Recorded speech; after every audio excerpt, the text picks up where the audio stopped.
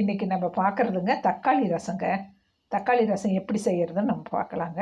அதுக்கு தேவையான பொருட்கள் வந்துட்டு தக்காளி 2 தக்காளி எடுத்து துண்டு துண்டாக வெட்டிட்டு, கொஞ்சம் புளிங்க, சின்ன கோழி குண்டு அளவுக்கு புளி எடுத்து தண்ணி ஊற்றி நல்லா கொதிக்க வச்சுக்கோணுங்க. கொதிக்க வச்சு நல்லா அதை புழிஞ்சு சாறு புழிஞ்சு நல்லா வச்சுக்கோணுங்க. அப்புறம் கடுகு, வெந்தயங்க, வரமிளகா, பெருங்காயத்தூள், ரசப்பொடி. இந்த ரசப்பொடி வந்து நான் ரெடி பண்ணதுங்க. இதை நம்ம சேனலில் நான் எப்படி பண்ணுறதுன்னு சொல்லி நான் போடுறேங்க. கருவேப்பிலை தழை, மல்லி, தேவையான அளவு உப்புங்க. சரிங்களா? இப்போ நம்ம எப்படி செய்கிறதுன்னு பார்க்கலாங்க. கொஞ்சம் எண்ணெய் ஊற்றிக்கணுங்க. கொஞ்சம் 1 ஸ்பூன் ஊற்றினா போதுங்க. சரிங்களா?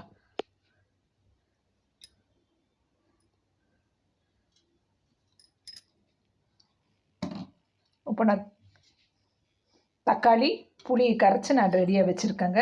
இப்போ நம்ம செய்யலாங்க. கடுகு வெந்தயம் போடலாங்க. கடுகு வெந்தயம் பொடிக்குதுங்க. பொரிஞ்ச உடனே வரமிளகா போட்டுக்கலாங்க. வரமிளகா போட்டதும் பெருங்காயத்தூளுங்க.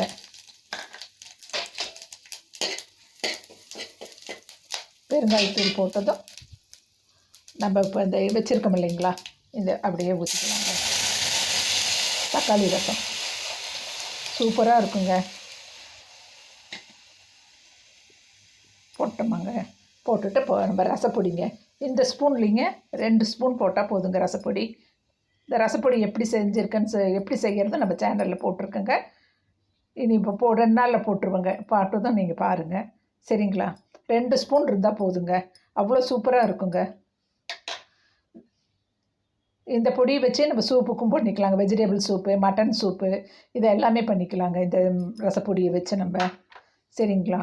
இப்போ அடுத்தது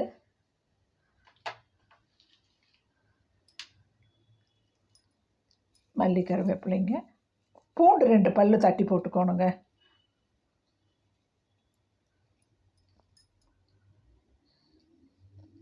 பூண்டு இறக்க போகும்போது 2 பல் தட்டி போட்டுக்கலாங்க.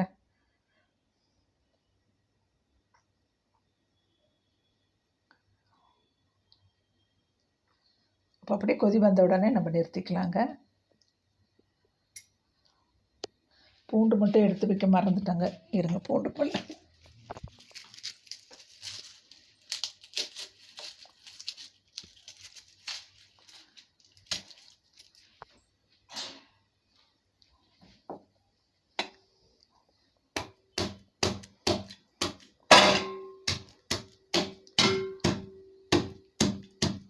பூண்டை நல்லா தட்டி போட்டுக்கோணுங்க.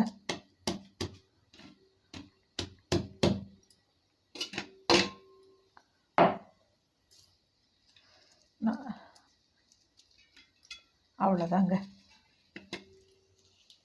நல்லா பூண்டு நல்லா இப்படி இது பண்ணி விட்டு இப்படியே போட்டுற வேண்டியது தாங்க. அவ்வளோதாங்க. ரசம் சூப்பராக ரெடி ஆயிடுச்சுங்க. அப்படியே இப்போ நுரக்கட்டி வருதுங்க. வந்துட்டாக்கா நம்ம இறக்கிற வேண்டியது தாங்க. உப்பு, தேவையான அளவு உப்பு.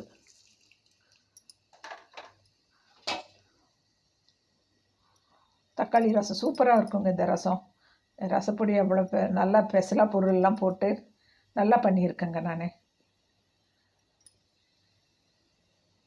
கொதி வருதுங்க. இப்போ நம்ம அடுப்பை ஆஃப் பண்ணிக்கலாங்க.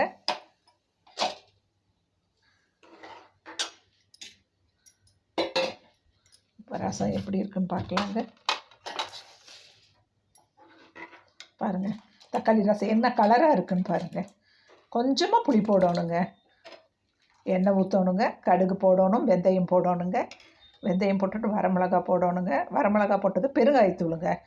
அப்புறம் அந்த 2 தக்காளி, புளி, ஒரு கோழி குண்டு அளவு புளி நல்லா கொதிக்க வச்சு நல்லா பிசைஞ்சு வடித்து எடுத்து வச்சுக்கணுங்க. அதை ஊற்றிடணுங்க. அதை ஊற்றினதப்புறம் ரசப்பொடி போடணுங்க.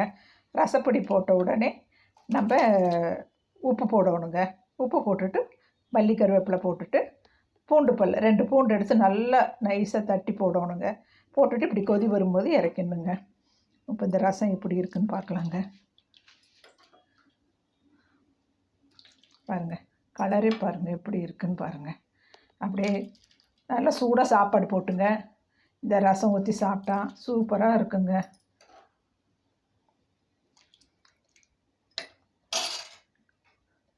சூப்பராக இருக்குங்க. இப்போ நான் டேஸ்ட்டு பார்த்து சொல்கிறேங்க.